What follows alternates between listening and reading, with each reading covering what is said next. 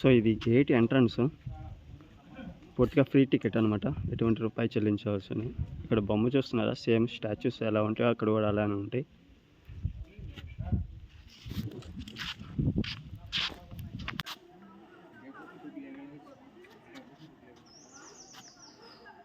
So ఈ యొక్క statues ఎప్పుడు నిర్మించామన్నది పూర్తిగా ఇక్కడ ఉంది. ఎన్నో శతాబ్దంలో నిర్మించినదే లేదు, కాకపోతే ఇవి అంత పురాతనమైనవి అనమాట. పూర్తిగా ఇక్కడ ప్రతి స్టాచ్యూస్ దగ్గర ఏదో ఒక డేట్ అనేది మెన్షన్ చేసి పెడతారు. సో పలానా సెంచరీలో దీన్ని నిర్మించారని. కానీ ఇక్కడ ఎటువంటి సెంచరీ అనేది క్రీస్తు పూర్వం అని, క్రీస్తు శకం అని కానీ ఎటువంటి డేట్ కానీ ఇయర్ కానీ మెన్షన్ చేయలేదు. ఇది పూర్తిగా ఎప్పుడు నిర్మించన్నది, ఎప్పుడు ఈ శిలాజాలను చెక్కారన్నది కూడా ఎవరికి తెలియదు అనమాట. సో ఇవంతా గిరిజనులు, అప్పుడు ఉన్నటువంటి హిందూ గిరిజనులు ఎవరైతే ఉంటారో వాళ్ళు చెక్కినారనే చెప్పుకోవచ్చు మనం. సో స్టాచ్యూస్ అయితే చాలా బాగున్నాయి, ఇవి చాలా పెద్ద స్టాచ్యూస్ ఇవి.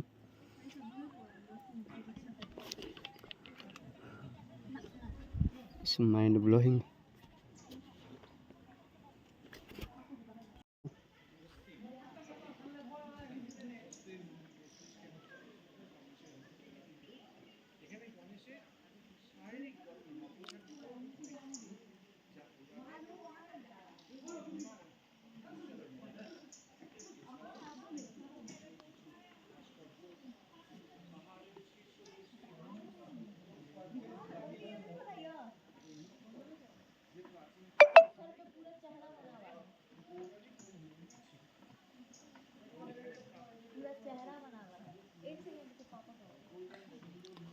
సో మనకి మొత్తం ఈ కొండ మొత్తం అంచున ఈ విధంగా మనకి దుర్గామాత యొక్క స్టాచ్యూస్ మనకి కనిపిస్తాయి అన్నమాట. ఇక్కడ లోకల్గా పూజించే గిరిజనులు ఎవరైతే ఉంటారో వాళ్ళు ఈ యొక్క అద్భుతమైన శిలాజాలను చెక్కారు.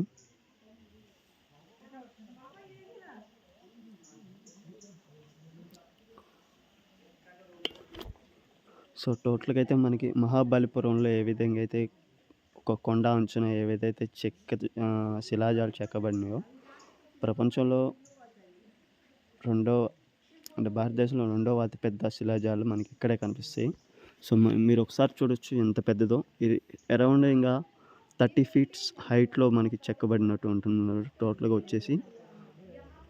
సో ఆ పైన వస్తుంది జుట్టు వచ్చేసి ఆ లేప్స్ మొత్తం జుట్టే అనమాట. ఆ విధంగా అమ్మవారు, ఆ విధంగా పక్కన వచ్చేసి కమ్మలు, ఆ విధంగా బంగారు మెల వేసుకున్నట్టుగా ఆ యొక్క పూసలు కూడా మనకి కనిపిస్తాయి. సో ఇలాంటి స్ట్రక్చర్స్ మనకి 2 కనిపిస్తాయి అన్నమాట పక్క పక్కనే.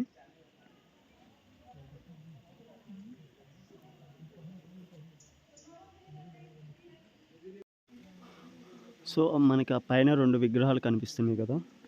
సో అదే కొండ కిందకి వస్తే మనకి ఇంకొక శిలాజాలం ఇంకా పెద్దది మనకి ఇక్కడ కనిపిస్తుంది అనమాట టోటల్గా. సో మనకి ఇక్కడ 2 విగ్రహాలు అయితే మనం చూడవచ్చు. 2 స్టోన్స్ మీద డిఫరెంట్ ఆర్చెస్లో చెక్కబడినవి. మొదటిది వచ్చేసి బాణం విల్లుకు పెక్కినటువంటి చూడవచ్చు. రెండోది వచ్చేసి అతి పెద్దది అన్నమాట. చూడటానికి చాలా అద్భుతంగా ఉంది కదా.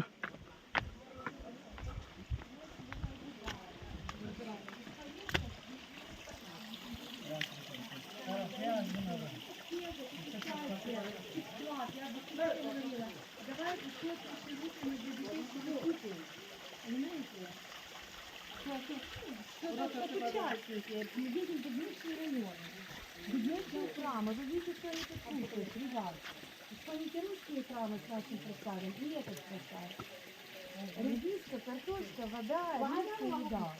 Вот то, что люди кушают 3 раза в день, 360 дней. Понимаете? Понимаю. Мы горячим перестали когда у нас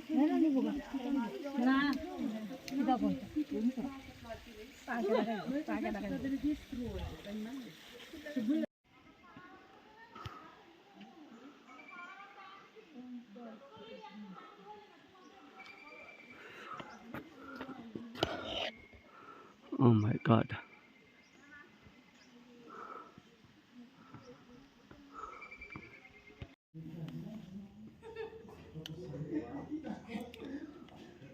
సో మనకి ఇక్కడ అక్కడక్కడ దొరికినటువంటి స్టోన్స్ ఇవన్నీ కూడా. సో ఇక్కడ వినాయకుడు, అదేవిధంగా ఆంజనేయ స్వామి, అదేవిధంగా నంది, సో అదేవిధంగా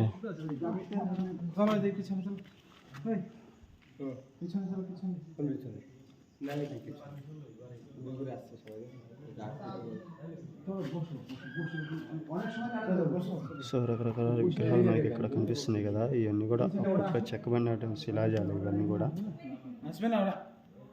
సింగిల్ స్టోన్స్ మీద చెక్కబడినటువంటి.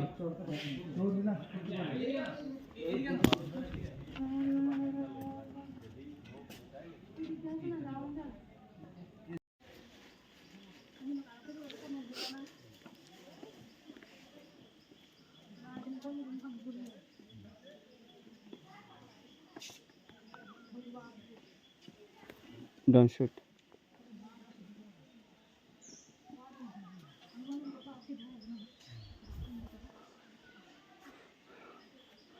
ప్రకృతి సౌందర్యం మనకి ఎంత చిత్రంగా ఉందో చూడండి.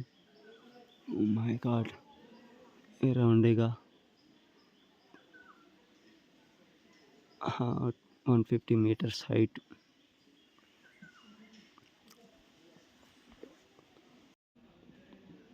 బ్రహ్మ విష్ణు మహేశ్వర ఒకే శిల పైన చెక్కబడిన.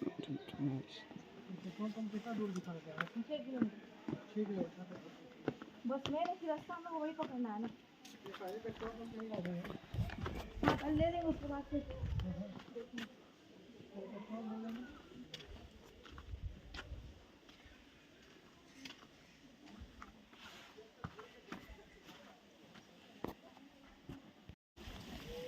ఇది చూడటానికి ఇంకా చాలా అంటే చాలా అద్భుతంగా ఉంది.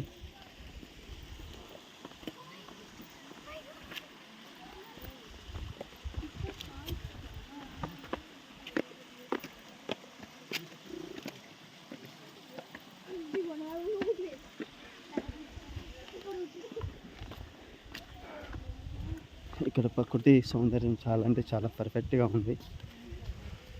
ఇప్పటికీ ఇక్కడ కోయిదోరులు వచ్చి పూజలు అవి చేస్తున్నారు. ఇక్కడ చాలా విచిత్రంగా ఉంది అయితే నాకైతే.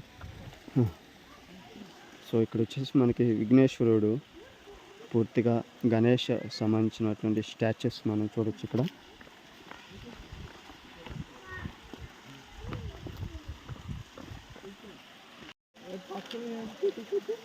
পাথর কেটে কেটে তৈরি করেছিল।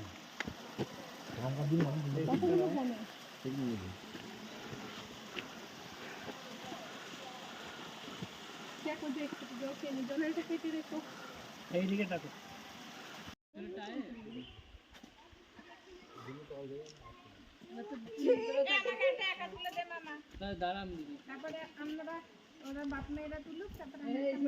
కింద నుంచి పైన తల కనిపిస్తుంది చూసారా.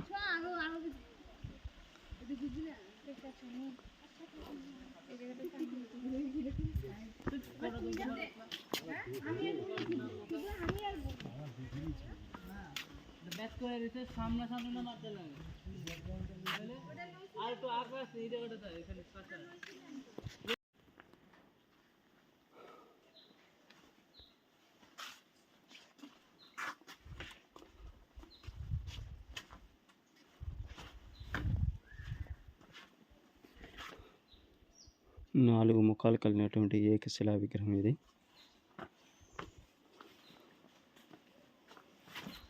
బ్రహ్మ విష్ణు మహేశ్వర దుర్గామాత కూడా ఇందులో చెక్కబడినది.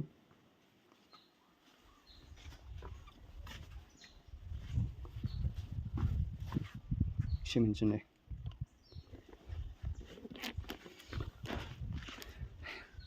ఇటువంటి ప్రాచీన శిలాజాలు గుర్తించినప్పుడు వాటికి సరైన వసతి అనేది కల్పించడం చాలా ప్రాముఖ్యతం. ఎందుకంటే ఇవే మన యొక్క భారతదేశం యొక్క ముఖ చిత్రాలు అన్నమాట. వీటిని మనం ఎంత పదిలంగా దాచిపెట్టుకుంటే మన యొక్క ఫ్యూచరు, మన యొక్క భావితరాలకు తెలుస్తుంది. సో ఇప్పటికే చాలా అంతరించిపోయింది భారతదేశంలోని భారత నాగరికత. సో ఇకనైనా గవర్నమెంట్ మేలుకొని ఇటువంటి స్టాచ్యూస్ ఎక్కడ ఉంటే అక్కడ వారి యొక్క ప్రాముఖ్యతని జనాలు తెలిసే విధంగా ఆ యొక్క స్టేట్ గవర్నమెంట్స్ సరైన అవగాహన లేకపోవటం వల్ల పూర్తిగా అంతరించిపోతున్నాయి అన్నమాట. సో నాకు చాలా బాధాకరంగా ఉంది.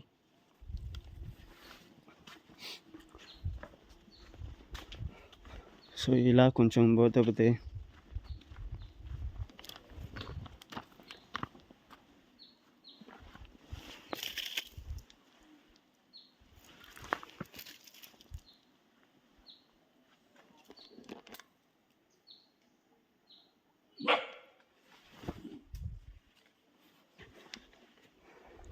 కుక్క వచ్చింది రో.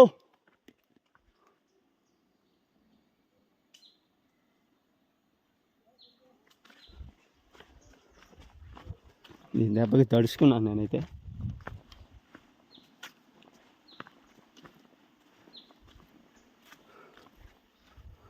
ఈ కారారణ్యం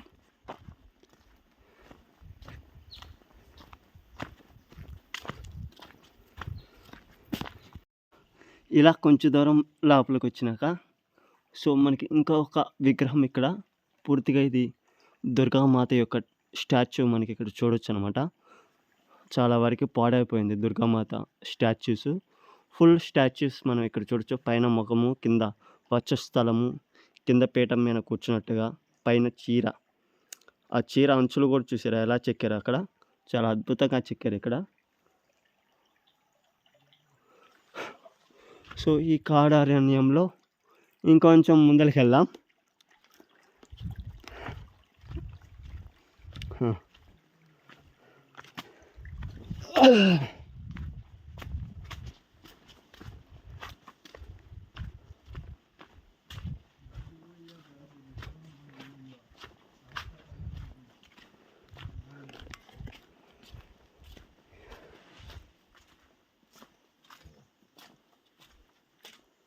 हाय सर.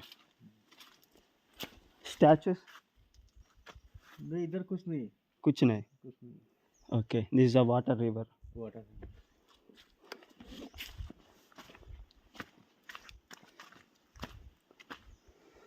సో ఇలా వెళ్ళిపోతే ఇంకా పూర్తిగా వాటర్ స్టోరేజ్ అనేది మనకి కిందకి వెళ్ళే మార్గం అన్నమాట ఇది. సో ఇక ముందరకు వచ్చేసి ఏమీ లేవు, కానీ ఇక్కడ అద్భుతం, చాలా ప్రకృతి సౌందర్యం చాలా అద్భుతంగా ఉంది ఇక్కడ. Wow, so nature is wonderful nature.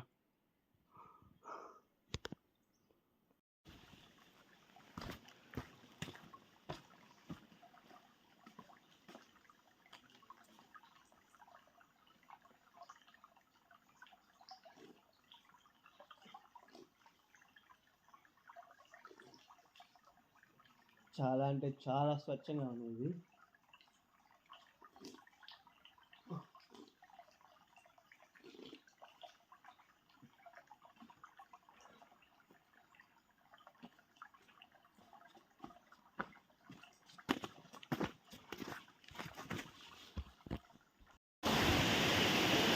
Hey guys, good evening. మనం ప్రజెంట్ అయితే జువారీ అనే ప్రదేశంలో ఉన్నాం. ఇది వచ్చేసి మేఘాలయ షిలాంగ్కి కేవలం 60 కిలోమీటర్ల దూరంలో ఉంటుందన్నమాట. ఇప్పుడు ఒక న్యాచురల్ వాటర్ ఫాల్స్ ఉంటుందన్నమాట. దీని హైట్ వచ్చేసి అరౌండ్ 150 నుంచి 200 మీటర్ల హైట్లో ఉంటుంది. సో అంత ఉండదులే, 100 మీటర్స్ మటుకు పక్కా ఉంటుందన్నమాట. సో ఇది చాలా న్యాచురల్గా ఇక్కడ ఏర్పడింది. సో ఈ కింద మొత్తం పొలాలు అనమాట. ఇక్కడ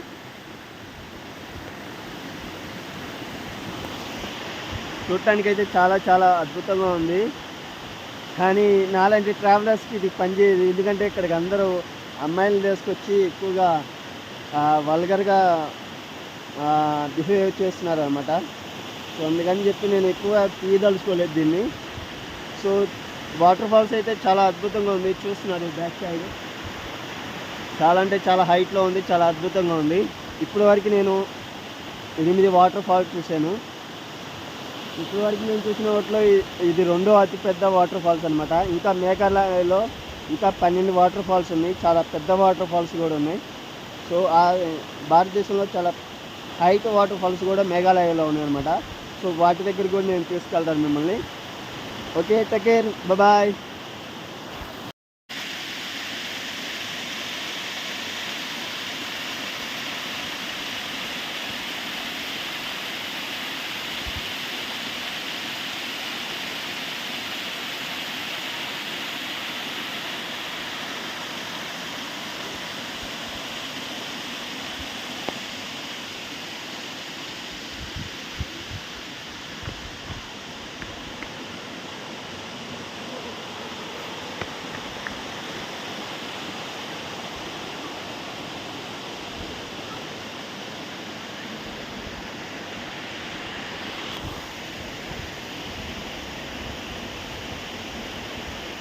చాలా అంటే చాలా అద్భుతంగా ఉంది వాటర్ ఫాల్స్ మటుకి.